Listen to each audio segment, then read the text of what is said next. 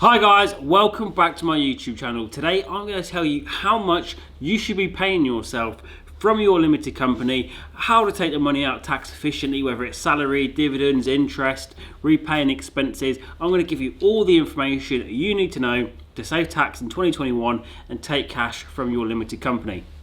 However, before we kick things off, please do hit that subscribe button and hit that like button so that other people benefit from this video and any future posts you get notified immediately.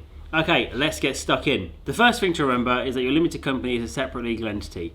So the limited company's taxes will be completely separate from yours. So you need to bear in mind that what happens in the company will have separate tax implications on you personally. The best way to start taking money from your limited company is usually by charging interest on your director's loan account.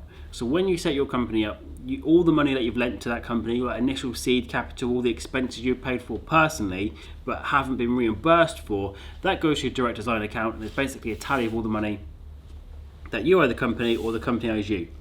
If you're in a fortunate position where your company owes you money, you can charge interest on this. It's got to be a commercial rate of interest, but given how risky businesses are, usually a third party rate would be anywhere between 6% up to, we've seen it as high as 25% previously, because it's what the market would charge. So if you've previously been bankrupt or had any issues getting credit, go to find somewhere, speak to Wonga, Walker, Capital on Tap, any of those guys, see what they'd loan you that money at, and you can charge interest at a similar rate if it suits your tax requirements.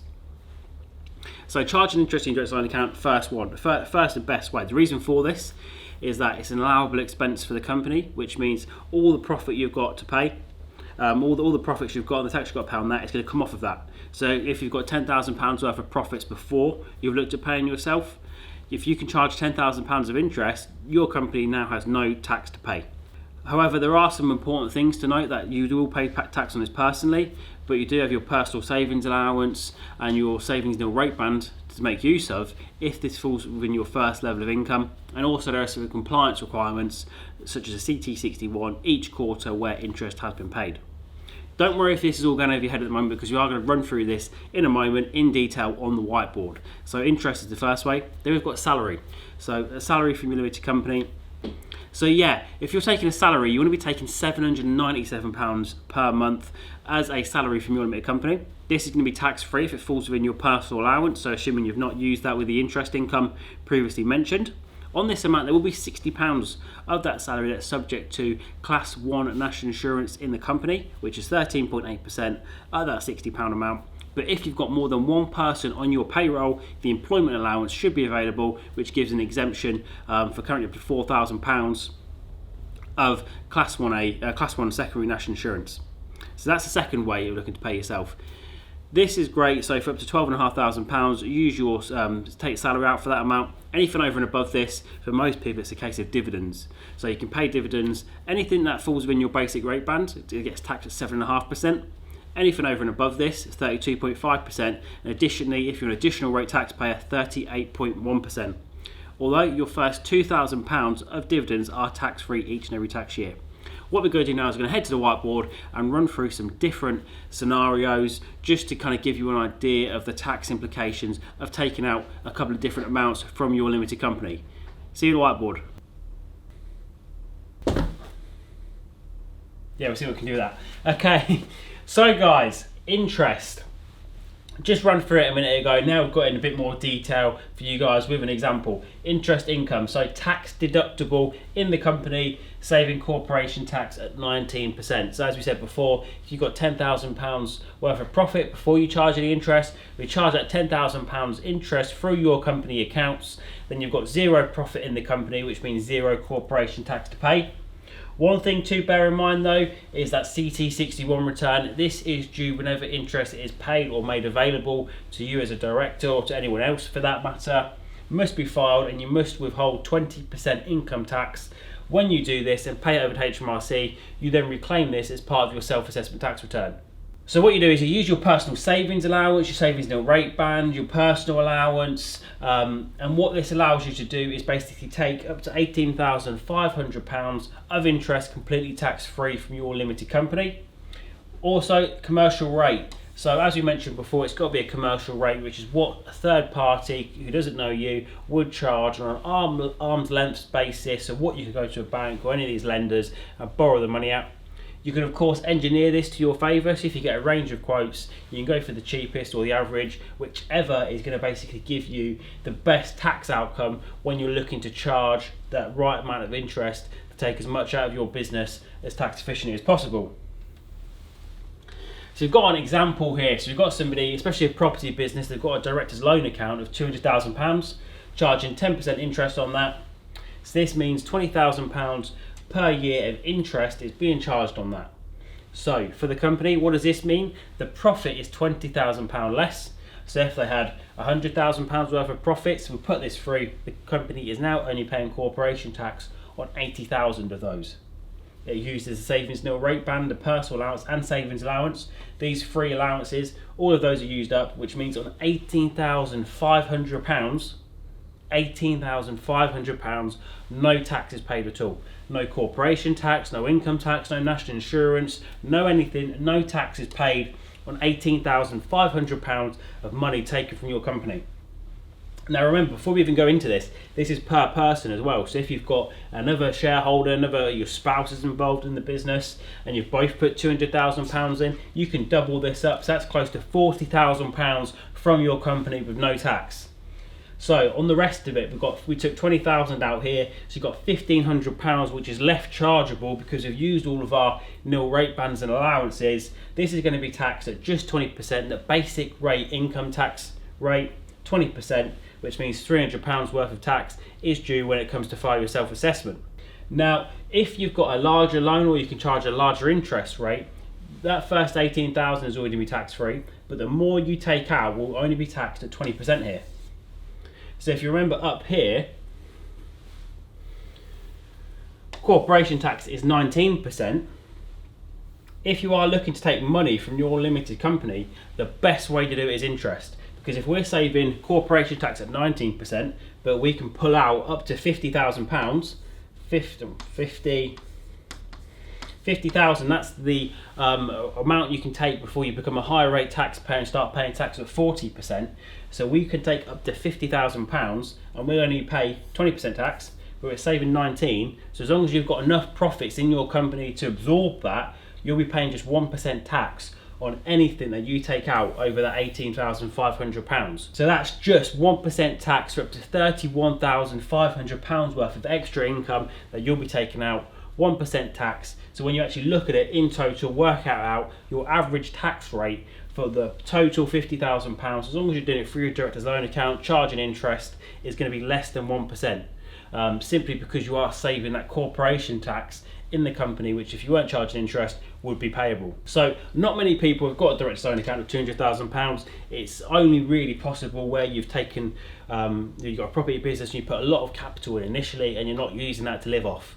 So we'll run through some other examples, including salary and dividends, which is how it works for most owner-managed businesses. So yeah, we've just been through interest, now we're going to run through salaries. So you want £797 per month.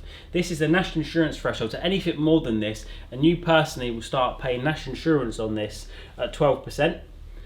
On the amount, so it's 737 is the amount that applies to the company. So as we mentioned before, you've got that £60, which is going to be paid 13.8% national insurance on in the company, but the employment allowance should be available to help reduce that. So that's fine, it means you're not paying any income tax at this level depending on your other income. So 797 is the most tax efficient amount to take out on a monthly basis as a limited company director and business owner. So you need to make monthly real-time information submissions to HMRC showing who's been paid what deductions have been made, whether it's national insurance, income tax, all the tax codes, all of that nitty-gritty stuff. These need to be going in monthly to HMRC, so that's definitely something to make sure you're aware of. There are fines for not doing it, and you also need to make sure you actually have a HMRC compliant PAYE scheme set up from the get-go. You've got all the right numbers, so that everything's all above board.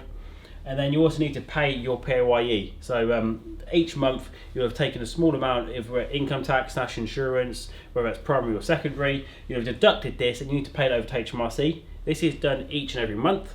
Or if you're a smaller company, you can do this quarterly, which a lot of our clients do because it's a lot more convenient. So that's it, $797 per month. taken out of your company. If you've got no other income, so if you've not got any of this interest income above, that 797 will fall within your personal allowance, which means it's received completely tax-free, save for that small amount, kind of £5 or £6 worth of national insurance each month in the company. Completely tax-free, uses your personal allowance up, and that's the end of it. If you want to take any more money out, we need to look at dividends, which is what we're going to run through after this. So guys, this leaves us to the last section where it's all about dividends. So dividends, first £2,000 of dividends you receive are completely tax-free using your dividend allowance, and then it's 7.5% up to £50,000 total income, aka the top of your basic rate band, 32.5% on anything over this. It's important to note that the company must have sufficient profits in order to pay dividends. So if your company's made a loss this period, or it's got retained losses, so you've previously made losses in the past, you've not got enough profits to pay the dividend, then it's an illegal dividend that must be repaid. If not, there are some other tax consequences for doing that. So make sure that the company has enough profits at the time you declare the dividend. So we're going for a full tax calculation now, assuming somebody takes the most tax efficient salary and dividend mix. So what we've got here is a limited company with profits of £60,000. We've paid ourselves that salary of £9,568. That's paid, and this is what we mean by tax deductible expense. The profits were £60,000. We've put this salary through, so now we've got lower profits of £50,432, which are going to be taxed at that 19% corporation tax rate. So once we've got that, we've got profits available in the company. We've got profits that are being charged to corporation tax of £50,432. 19% of that is £9,582. So do you know how we mentioned about having profits available to pay dividends? Here is the profits that are available to pay dividends. So you can see here that we've deducted the corporation tax first. That's one thing to watch out for. A lot of people pay all the dividends, clear their account, but they don't have enough money to pay the corporation tax. This is the first thing that you need to be on top of when it comes to calculating what money you're taking out of your company. Okay, so we've got 40,850 that can be taken as dividends. We're going to take it all in this instance. So now this is it from the personal perspective. So you've got your salary here that you've received, 9,568, as above there, 9,568, and total dividends from the company of £40,850. So tax, salary, you're going to pay nothing on that. So that falls within your personal allowance, which means you've got no income tax to pay on that salary. The dividends, we've got a little bit of the personal allowance left over. So personal allowance is £12,500, less the amount that's been used up by that salary above. So we've got the salary there, that's used some of it. So you can see here we've got £2,932 of our personal allowance left, which means the dividend income that falls in this amount of income is going to be taxed at 0%. And then we've got a dividend allowance, which is that £2,000 tax free, which is also at 0%. So we've got that 40,850 less that, which gives us £35,918 left, which you're going to pay tax on. So this falls within our first £50,000 worth of income, all under the basic rate band, which means we're paying tax at 7.5% on this, which in total is £2,693. So when you look at it this way, we've had a company that's got profits of £60,000. After it's paid all of its taxes, you've got cash in your pocket, £47,724,000. So you can see here you've got total cash left of £47,724. For someone who's taken a mix of salary and dividends, this is probably the best way to take the money out. If you'd have taken more salary out, more salary here, you'd be paying more income tax, because salary is income tax, so you pay tax at 40%, which is higher than the dividend income tax rates. And you've also got the national insurance you would pay yourself at 12% and your company at 13.8%. So I hope you found this video useful. Please do give it a thumbs up if this has been informative for you, so I know to put out future videos like this. Any videos, ideas, any questions you've got, drop them in the comments. But yeah, this is the best way to take money from your limited company in 2021. Happy watching, and make sure you subscribe. Bye.